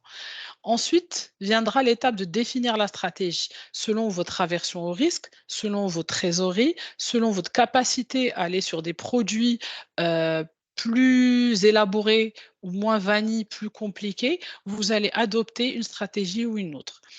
Une fois que vous l'avez adopté, il est important d'avoir le background, qui soit en termes d'effectifs ou de compréhension de ces effectifs, de suivre et de piloter ces couvertures. Certaines stratégies nécessiteront un suivi régulier et omniprésent, d'autres beaucoup moins. Mais ce qui est clair, c'est que vous prenez un produit, vous décidez d'adopter une stratégie de couverture, il est important de la suivre au fur et à mesure de l'évolution de la couverture et du temps.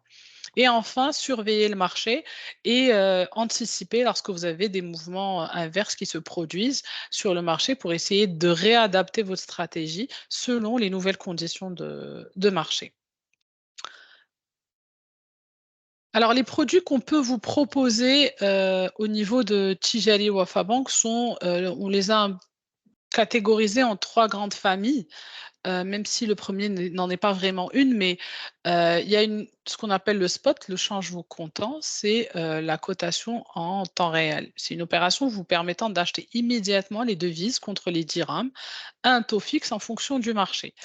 Donc les conditions sont simples, vous venez, on vous donne une cotation spot, donc aux conditions en temps réel, sans possibilité bien sûr d'annuler, et vous avez un règlement livraison J+2 pour toutes les devises cotées par la Banque centrale.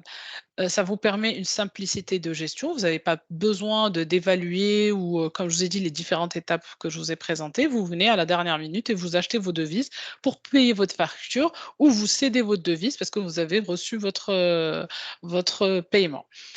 Il n'y a pas de décaissement qui va au-delà de ce dont vous avez besoin pour payer une facture. Dans le cas de l'import, ou payer une dette en cas d'endettement. Donc, il n'y a aucun décaissement supplémentaire. Il y a un impact total des conditions de marché aussi. Mais ça peut être en votre faveur comme en votre défaveur.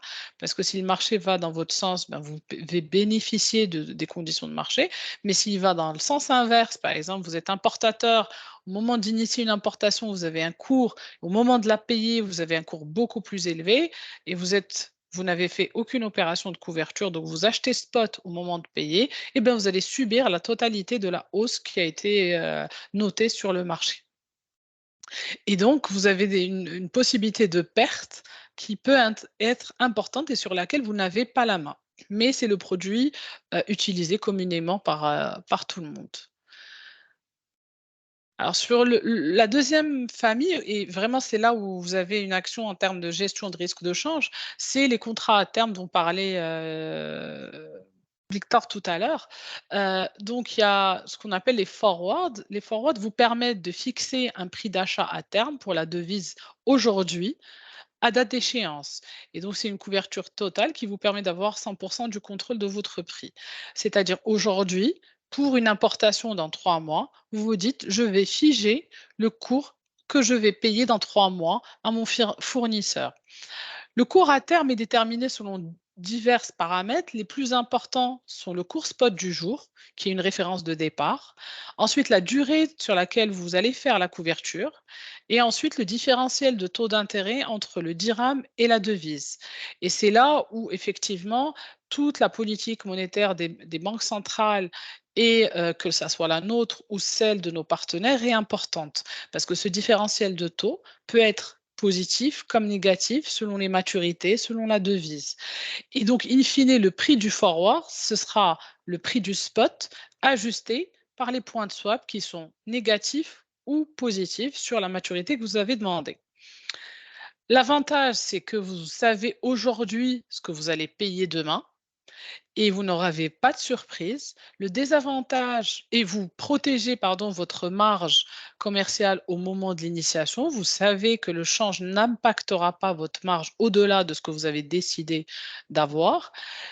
Et le désavantage, c'est que si le cours est favorable, le cours spot a évolué en faveur de votre opération, et ben vous ne pouvez pas bénéficier des conditions de marché parce que vous devez apurer votre terme que vous avez contracté avec votre salle des marchés. Et donc, c'est un contrat qui est irrévocable et sur lequel vous ne pouvez pas revenir en arrière.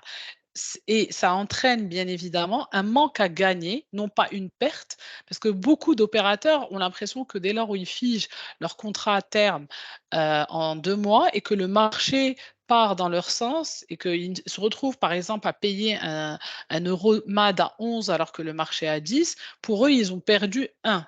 Or non, le 1, c'est un manque à gagner sur lequel vous n'avez pas optimisé, peut-être parce que vous étiez au départ averse au risque. Et ça, cette perception, elle est importante à avoir parce que avec des si, on refait le monde. Et si le marché était parti à 12, vous aurez dit, bah, finalement, la couverture à 11 est très bien. Et vous ne pouvez pas, en tant qu'opérateur économique lambda au Maroc et en tant que pays Maroc sur le marché d'échange, gagner contre ce marché. Ce marché est un marché international impacté par... Et quand je dis le marché, c'est la partie euro-dollar, bien évidemment. La partie euro-dollar est influencée par le monde entier, tous les pays, tous les opérateurs économiques mondiaux. Donc, un opérateur marocain et un pays comme le Maroc a un poids, pas epsilon, mais je vais le dire comme ça, epsilon sur le marché d'échange marocain. Donc, en tant qu'opérateur, vous ne pouvez pas toujours avoir les meilleures cotations. Vous ne pouvez pas en fait rentrer et sortir sur le marché au meilleur moment. On sera toujours en glissement sur des choses moyennes. Donc, l'important, c'est pas de vous comparer au marché, de pas avoir comme référence et point d'ancrage le marché, mais d'avoir comme point d'ancrage votre business, vos coûts internes, votre valorisation de vos business plans et votre budget en début d'année, vos points d'ancrage et vos cours de référence sur lesquels vous statuez si oui ou non ce produit vous fait gagner de l'argent ou vous fait perdre de l'argent, c'est vos paramètres internes et non pas l'évolution future du marché et des cotations sur le marché. Alors, la troisième famille, c'est les options. Alors, l'option est un instrument de couverture du risque de change qui accorde à son détenteur le droit et non l'obligation d'acheter, contrairement au terme, à une échéance donnée, un montant déterminé et un cours fixé d'avance qu'on appelle le strike ou le prix d'exercice. Donc, l'option, c'est comme l'assurance, le principe d'assurance, c'est que vous décidez d'un niveau d'assurance, de couverture, donc vous définissez le strike et en fonction de la durée, de la volatilité, du marché de la devise, vous avez un prix à payer. Vous le payez à l'initiation, lorsque vous contractez cette couverture, et à terme, vous faites le choix d'utiliser cette option ou de l'abandonner pour utiliser le marché. Contrairement au terme, vous êtes obligé d'utiliser le cours à terme. Donc l'option, en vous donnant le choix, elle vous donne le choix en contrepartie d'un paiement d'une prime à l'initiation de la couverture auprès de votre salle des marchés. Donc, il y a différents types d'options. Il y a ce qu'on appelle le call, donc c'est l'option d'achat qui vous garantit, qui est faite pour les importateurs ou plutôt pour les acheteurs de devises, qu'ils soient importateurs ou payeurs de dettes, qui vous garantit un cours plafond auquel vous allez dénouer votre opération à terme.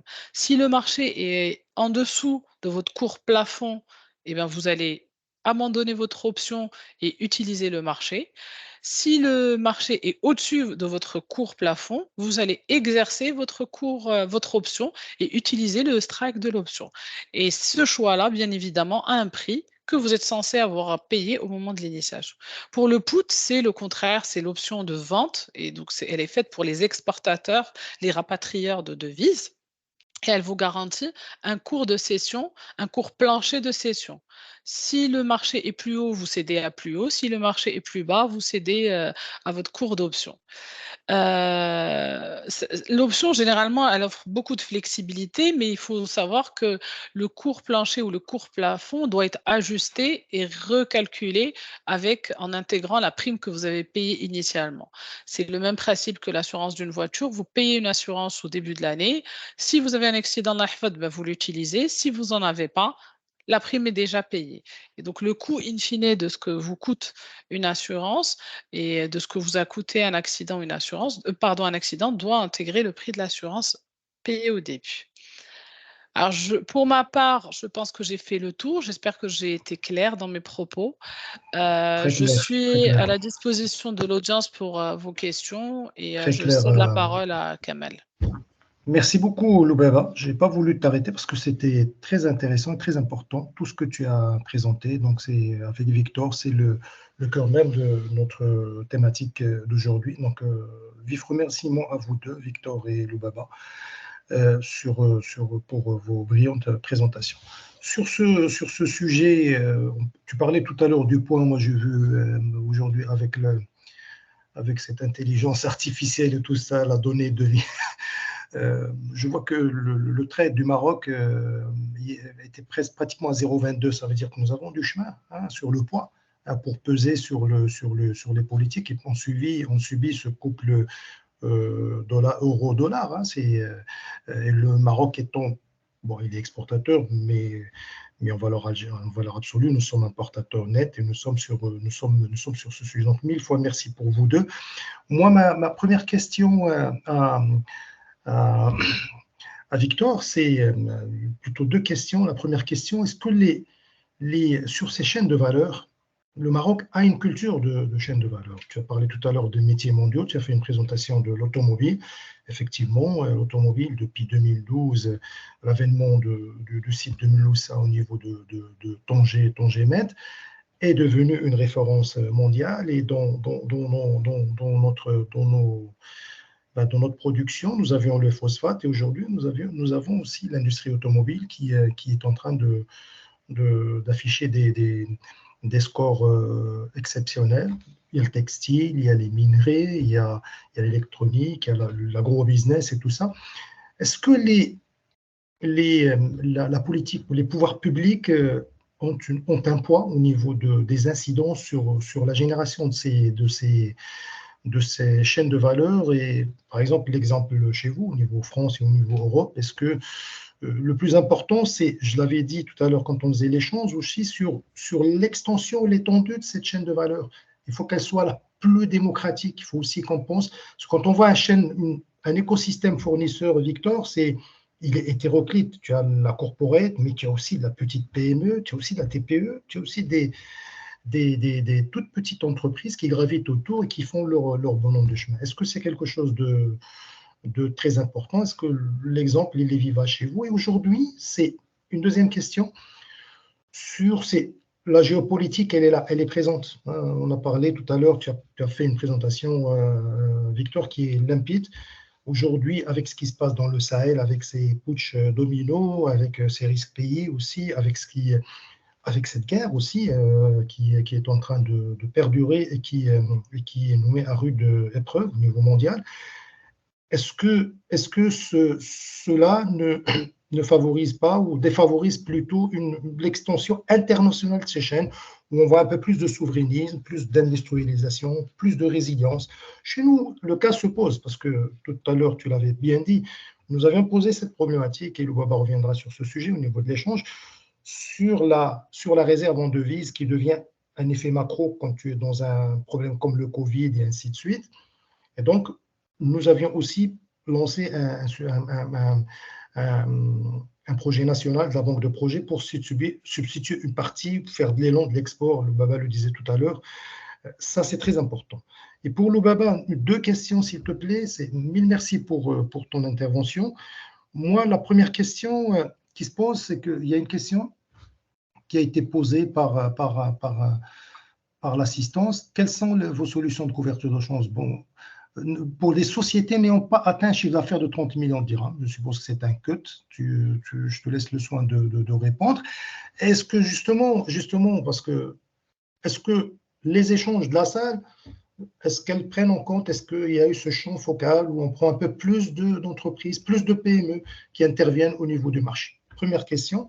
Et deuxième question, puisque nous sommes dans une phase un peu compliquée où le dollar mène aussi la danse depuis quelques mois. Comment tu vois le comportement des opérateurs? Est-ce qu'on va sur le risque, on fait des spots, on fait un mix? Quel est ton retour terrain sur ces deux questions? Mille merci. Je te cède la parole, Victor, et puis Loubaba. Merci Kamal. Alors, j'ai essayé de répondre à ces questions, même si elles ne sont pas forcément évidentes. Je vais commencer par la deuxième sur les aspects risques politiques et géopolitiques. C'est vrai que nous, notamment à BPI France, en tout cas moi dans mes activités d'économiste risque pays, on doit noter les pays, c'est une notation interne qui nous sert notamment d'évaluation pour quand on mène notre police d'assurance sur les couvertures de garantie à l'export. Et c'est vrai que nous, la perception qu'on a du risque politique et géopolitique au Maroc, elle est relativement favorable quand on la compare à d'autres pays de la région, que ce soit la région du MENA ou par rapport aux pays d'Afrique subsaharienne. Et qu'on peut voir que ça peut vite évoluer malheureusement. On a le cas du Niger, on a le cas du Gabon plus récemment, mais on peut voir aussi que, par exemple, dans le cas très spécifique de l'Ukraine, que les implications pour le Maroc, elles ont pu sembler positive. Moi, j'avais eu l'occasion d'en discuter notamment avec une banque japonaise de développement qui mentionnait en fait le rapatriement, enfin pas le rapatriement, mais la délocalisation de certaines entreprises qu'ils avaient en Roumanie, de crainte qu'il y ait une sorte de contagion de la guerre en Ukraine et qu'ils ont tout de suite ciblé le Maroc comme étant un des pays avec un potentiel. Donc, à chaque fois quand il y a ce type de risque-là, enfin, ça peut être dans les deux sens. Et à ce stade, on voit qu'au Maroc, ça va plutôt dans un sens qui est positif et que nous, l'attention qu'on a en termes d'appréciation du risque politique au Maroc apporte sur deux principaux aspects, mais qui n'ont pas vocation à avoir un impact très fort sur le climat des affaires. C'est plus que le risque social dans un contexte d'inflation élevée. Et ça, on sait que ça peut avoir des répercussions qui peuvent être de court terme, avec par exemple des grèves, des manifestations, ou parfois de plus long terme, avec une remise en cause des aspects de gouvernance. Mais là aussi, quand on a une vision assez générale, notamment au niveau de la région MENA, que moi je maîtrise un petit peu mieux, que globalement, le Maroc, que ce soit en termes de gouvernance, en termes de climat des affaires, ça a la tendance à être considéré comme un bon risque. Et en fait, ce fait que ce climat des affaires-là, en fait, cette perception plutôt favorable, va le sens d'une attractivité qui est beaucoup plus forte, mais qui pose la question comment dire, de l'écosystème local. Et là aussi, quand on regarde des indicateurs qui sont fournis par la Banque mondiale, on voit le tissu notamment de PME et leur accès au financement. Certes, le Maroc, ne se situe pas dans les premiers rangs au niveau mondial, mais ce qui est intéressant de voir, c'est que toujours d'une manière relative par rapport à d'autres pays émergents, notamment des pays émergents de la région, parce que c'est cela qu'il faut se comparer, parce que notamment dans la recomposition des chaînes de valeur avec l'Union européenne notamment, ou au sein intra-africaines, on voit bien qu'il faut se comparer avec des pays géographiquement proches, et que là encore, que ce soit par rapport à des périmètres de risque de change, des périmètres qui sont aussi liés au risque souverain, parce que le risque souverain, ça a des répercussions sur l'ensemble des modes de financement au sein d'une économie.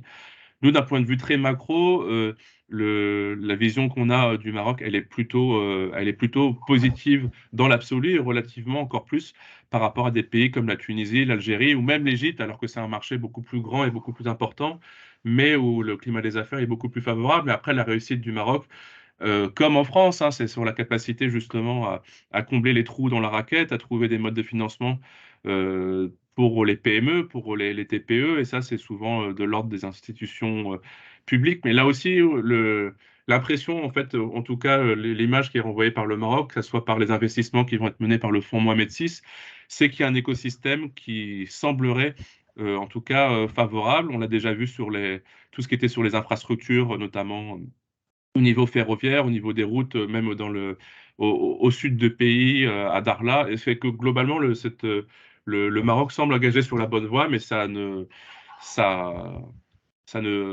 il faudra nécessairement faire davantage d'efforts, et le principal effort, moi, il me semble être sur effectivement ces enjeux de transition énergétique et écologique, et que là, on aura vraiment un point d'attente particulier sur le Maroc, même si encore le Maroc, c'est parmi les pays de la région, un pays qui présente un potentiel, notamment pour le développement des énergies renouvelables. Et ça, c'est important, parce qu'à partir du moment où on a un mix énergétique qui est beaucoup plus soutenable à long terme, ça assure une production aussi locale et potentiellement une intensité carbone des émissions, une intensité des émissions carbone des exportations du Maroc qui serait relativement un peu plus verte, et ça, c'est source d'attractivité pour le pays. Mais l'écosystème marocain, il semble se renforcer année après année. Il y a une bonne conception, une bonne prise en charge enfin, une bonne en tout cas connaissance des risques en présence, et ça, c'est un atout que n'ont pas forcément beaucoup d'autres pays. Et au-delà de ça, c'est vrai que c'est un pays qui a réussi à démontrer depuis 2010, mais déjà depuis plusieurs années, qu'il y a une forme de stabilité politique qui a tendance à rassurer,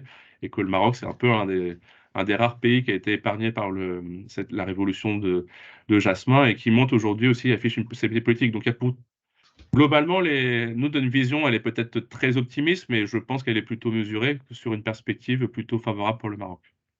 Merci beaucoup. Je reviendrai auprès de toi, Victor. Loubaba, la parole est à toi.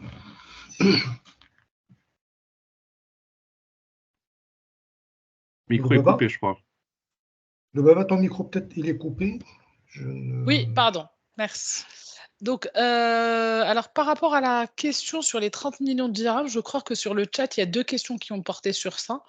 Donc Oui, une générale et une plus spécifique d'un client qui nous expose sa problématique pour qui réaliser dit des qu'il n'a pas de opérations de bonne virement. cotation. Qu'il n'a Et pas de bonne cotation. non, qui a dit qu'il n'y a pas un cours préférentiel, donc c'est différent. D'accord. Ok. Alors, sur cette partie-là, donc effectivement, on a des process en interne qui sont figés, qui sont conditionnés pour avoir un accès à la salle, tout simplement parce que on n'a pas pour le moment tout digitalisé et que l'apport que pourrait avoir une salle des marchés par rapport à certains volumes n'est pas, à notre sens, viable.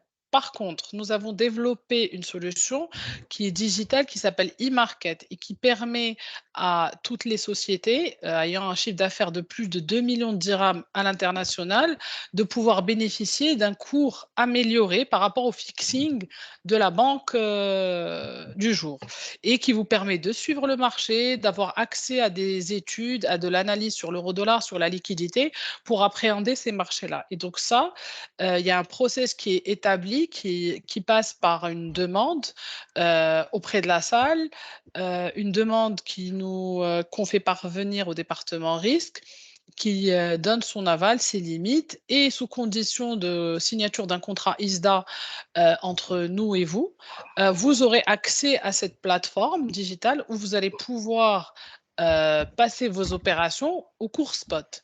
À l'heure actuelle, pour une des raisons réglementaires qu'on est en train de voir avec l'Office d'échange, on ne peut pas encore proposer les produits de couverture directement sur cette plateforme. Donc, si vous avez un chiffre d'affaires suffisamment important pour avoir ce qu'on appelle un accès direct à la salle des marchés, on pourra vous conseiller, vous offrir les produits nécessaires de couverture. Si vous ne remplissez pas toutes les conditions, vous allez avoir accès à e-market, mais uniquement au cours, aux produits spot, le temps qu'on puisse développer et mettre en place réglementairement les produits de couverture sur cette plateforme. Mais n'hésitez pas à nous contacter parce que je pense que, par exemple, alors le client, c'est Sahad Distribution qui nous a posé cette question. Moi, ça me paraît très bizarre qu'on ne vous ait pas donné l'accès, d'autant plus que vous me dites que vous avez des opérations importantes. Les 2 millions de dirhams, c'est un chiffre qui est assez bas quand même et qui vous donnera accès à e-market et sur lequel vous allez être autonome et pouvoir négocier vous-même ou avoir accès à un cours préférentiel en direct. Donc il faudrait Contactez le centre d'affaires dans le lequel centre vous êtes. d'affaires. Oui. Si vous nous écoutez, Shahad Distribution, donc vous contactez le front manager au niveau du centre d'affaires pour qu'il puisse vous assister de bout en bout jusqu'à ce que vous ayez satisfaction, Inch'Allah, au niveau de la salle, parce que la force de frappe de la salle, elle est très importante. Alors, il a demandé à avoir mon contact, je vous le communiquerai, à la fin, vous inquiétez pas et vous m'appelez, on fera le nécessaire pour Merci avoir beaucoup, accès madame. et comme je vous dis et c'est vraiment il faut être clair, hein, à partir d'un chiffre d'affaires, on aura accès à la salle via la plateforme et non pas un accès direct et ensuite Ça on marche. pourra expliquer le pourquoi. Alors la deuxième question, c'est par rapport à, en fait, le mouvement qu'on voit au niveau des entreprises. Alors, on était à un moment donné, nous, salle des marchés, très pushy avec le développement de la réglementation et ce que nous a permis de faire la réglementation. On était très pushy vis-à-vis des clients pour ces produits de couverture et pour commercialiser, si vous voulez, ces produits de couverture. Et à un moment donné, il y a eu un switch au moment de l'élargissement des bandes, notamment de 5 à 10%, où beaucoup de clients, aussi petits et aussi grands qu'ils soient, ont commencé à sentir le poids du change et de la volatilité du change sur leur bilan. Une perte de change peut vous annuler comptablement un résultat à la fin de l'année. Et ça, une mauvaise appréciation du change peut, lorsque vous répondez à un appel d'offres, vous mettre complètement à l'ouest par rapport au prix et votre compétitivité. Ces paramètres, en fait, ont fait que beaucoup d'entreprises, au fur et à mesure du temps et des mois, ont commencé à venir vers nous pour demander, donc nous en tant que banque, hein, via le réseau, via les différents métiers, à réclamer des formations, des explications, des compréhensions, des analyses de manière plus récurrente et plus importante qu'auparavant. Même maintenant, comme vous dites, même la TPE qui peut faire des chiffres d'affaires assez réduits, on va dire, à l'international, s'intéresse à ça parce que ça impacte son existence, ça impacte ses marges et souhaite aller sur ces choses-là. Et nous, franchement, on est très content de pouvoir accompagner les clients dans la compréhension déjà de ces produits parce que pour nous, il est très important que cette phase où la Banque centrale, la réglementation et le régulateur sont présents, de par les actions qu'ils font, de par la bande qu'ils ont fixée, de par les interventions qu'ils ont sur le marché, de pouvoir stabiliser et garder, si vous voulez, une stabilisation de ces régimes, de profiter en fait de ces années, que ce soit 1, 2 ou 5 ans, on ne sait pas combien de temps ça prendra encore, mais pour vraiment appréhender ces produits, appréhender un marché de change, appréhender le fonctionnement du dirham, parce que beaucoup de contreparties étrangères ont une vision euro-dollar sur le dirham. Et la vision liquidité, elle ne peut être obtenue que par une banque marocaine qui est market maker. Donc plus là, comme Tijari, on est premier market maker sur le change, on est capable d'avoir une vision claire sur les flux qui sortent et qui rentrent, une vision claire sur les anticipations de liquidité et on peut vraiment vous donner une vision sur ce que va être le marché, en tout cas en termes de liquidité. En termes d'euro-dollar, peut-être qu'il y aura des banques étrangères qui sont mieux placées que nous. Mais en termes de liquidité, et vu l'impact de la liquidité sur les cotations de dirham, on est les plus à même de vous donner les meilleures indications. Et c'est important de comprendre ces différents paramètres, de comprendre ensuite les produits, de pouvoir les utiliser une fois, 2 fois, sur des montants petits, plus ou moins grands, sur des opérations stratégiques ou non, de manière graduelle, afin que si un jour on se retrouve, que ça soit, et j'espère pas de la FED, dos au mur, qu'on se retrouve à devoir libéraliser sous contrainte ou au contraire qu'on continue à libéraliser par étapes petit à petit, que le tissu économique marocain, qui soit fait de TPE, de PME, de GE, soit à même d'appréhender ce risque-là. Et je pense que les régulateurs, le fait que le régulateur y aille doucement, c'est une de des principales raisons et des principales espérances, c'est que le tissu économique marocain commence à être sensible à ce risque et à la gestion de ce risque. Et on est là pour vous accompagner pour ça. Donc, n'hésitez pas à nous contacter. Et on est une équipe de 16 personnes de corporate traders qui s'occupent de la GE, de la PME, d'institutionnels, de banques en Afrique. Donc, on est spécialisé dans les matières premières, le change, les taux, et on peut vraiment vous accompagner dans ce processus. Merci beaucoup, Loubaba. Une dernière question pour Victor et pour toi, Loubaba. Victor, il y a une question, bon, j'allais te la poser, et les BRICS dans tout ça. Est-ce qu'on on s'y prépare quand on parle de chaîne de valeur mondiale? Est-ce qu'il y a des choses qui vont se faire au niveau avec cette montée des BRICS? Ils étaient en Afrique du Sud il y a quelques semaines, hein. Est-ce que c'est quelque chose qui va perturber un petit peu l'ordre mondial du trade? Il faut s'attendre à ça. Puis, Loubaba, une dernière question. Compte tenu de ton expertise et tout ton retour terrain, quelles sont les prochaines étapes qui sont attendues sur le marché de change, notamment au niveau de... Est-ce qu'on va avoir plus de flexibilité, il faut s'attendre à... ou alors, le mot d'ordre, c'est d'avoir un peu plus de devises, avoir plus d'exportateurs, travailler sur ces sujets.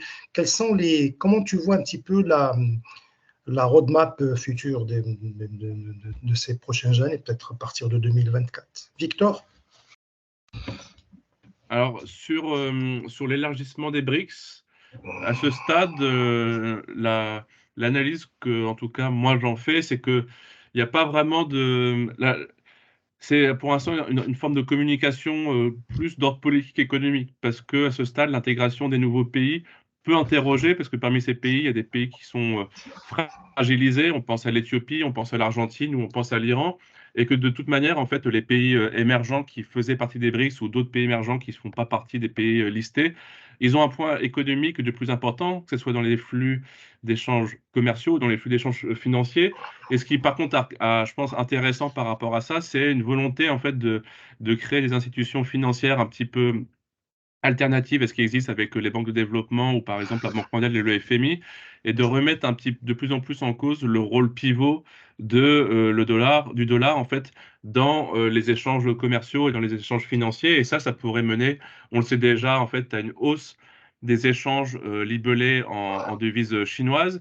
Et ça, en fait, ça présente des opportunités pour certains pays parce que ça présente des opportunités en termes d'accès à d'autres types de devises, de diversification des réserves, et aussi de s'extraire en fait de potentielles sanctions qui peuvent être, qui sont liées au risque d'expropriation, qui sont notamment menées par les États-Unis avec le cas emblématique de l'Iran, mais avec aussi d'autres plus petits pays comme Cuba. Et je pense que un pays comme le Maroc, c'est surprenant qu'il n'ait pas fait partie de ce nouveau, cet élargissement des BRICS, mais parce que tout simplement, ça ne se base pas sur des critères purement économiques, mais des critères plus d'affichage politique, et que, de toute façon, l'ordre des choses est déjà en marche, et de toute façon, les pays émergents sont amenés à jouer un rôle majeur sur toutes les dimensions économiques, que ce soit les plus traditionnels sur tout ce qui est liens commerciaux, liens financiers, mais aussi dans la transition énergétique, écologique, et que l'émergence de nouveaux poids forts, au-delà de la Chine, mais peut-être plus avec d'autres pays comme le Brésil, l'Inde, on peut aussi penser à la Turquie ou au plan de développement dans les pays du Golfe, il y aura du coup des nouveaux partenaires de premier ordre à avoir, et que là aussi, le Maroc, ça va permettre au Maroc de peut-être s'intéresser et intéresser d'autres pays et de réduire en fait ces phénomènes d'effet de concentration qui est lié en fait à une forte dépendance, que ce soit à l'import, à l'export et sur tous les types de flux financiers vis-à-vis de l'Union européenne, et de bénéficier en fait de mannes financières un peu plus élevées dans d'autres types de pays. Mais c'est quelque chose qui, à mon sens, est plus politique qu'économique à ce stade et qui va s'inscrire de toute façon dans l'ordre des choses. Merci beaucoup, Victor. Loubaba? Alors sur le chemin que va prendre le change, bon, c'est des suppositions, on n'est pas dans la Oui, bien sûr, confidence bien sûr, bien sûr. du régulateur, mais ce qui est clair, c'est que toutes les démarches, que ce soit vis-à-vis des bailleurs de fonds internationaux, du FMI, de la Banque mondiale, vont vers plus de flexibilisation. Alors, de la manière dont ça va être fait, quand ça va être fait, ça, on ne pourra pas, en parler ou avoir une idée. Par contre, on sait qu'à chaque étape, le régulateur est très présent. En 2016 et en 2018, lorsqu'il a décidé d'élargir les bandes, il a été très présent auprès du secteur bancaire, dans le contrôle, dans la régulation, dans l'analyse, dans le mode de fonctionnement pour comprendre et savoir ce que chaque opérateur faisait, pourquoi le dirham allait dans ce sens ou dans l'autre sens. Donc, je pense qu'à chaque étape, le régulateur passe par une étape de présence où il est très présent, ensuite il laisse le marché faire, ensuite il voit ce que ça donne pour ensuite passer à l'étape suivante.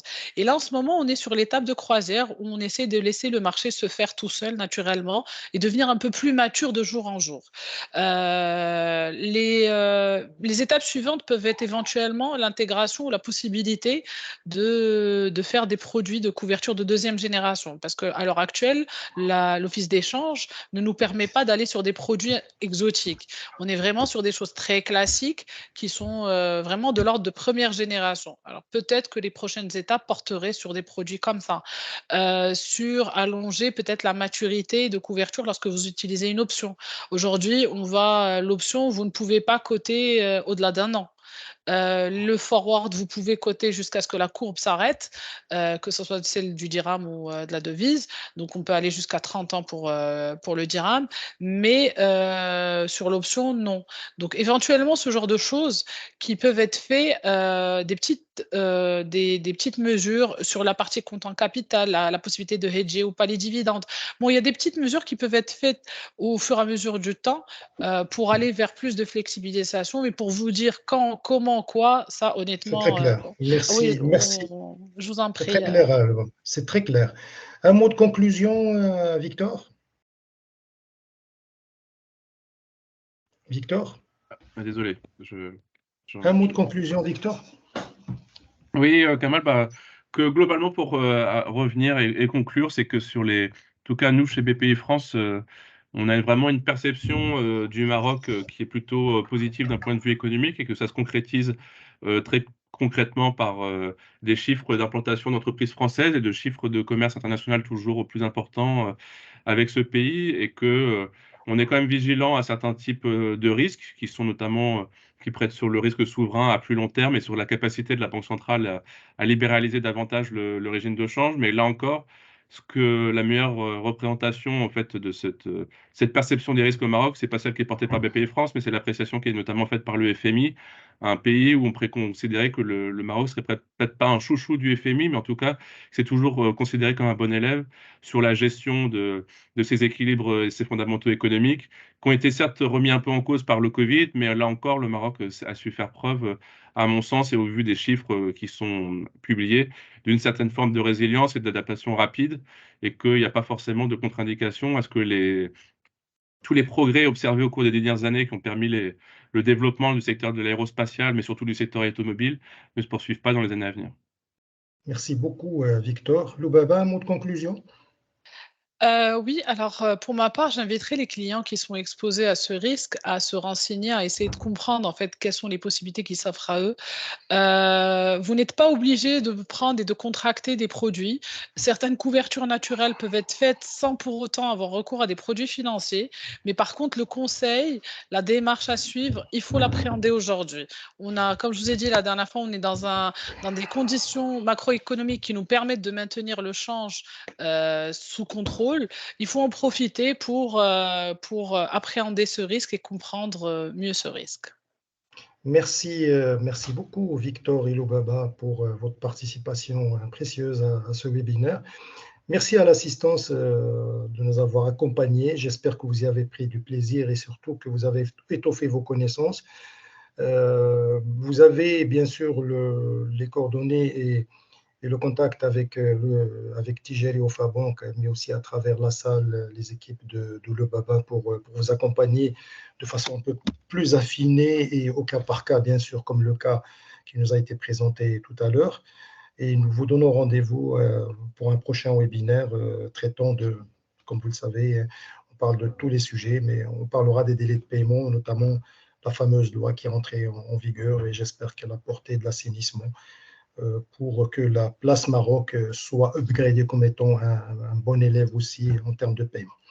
Mille merci à vous et à la prochaine. Merci Victor, merci Loubaba, merci Anne, merci Ajar, merci Inde de nous avoir accompagnés. Merci à tous, merci à l'audience. Merci à l'audience, merci. Merci beaucoup. Et au plaisir de vous retrouver. Bonne soirée. Au plaisir. Merci, au revoir. Au plaisir. Au revoir.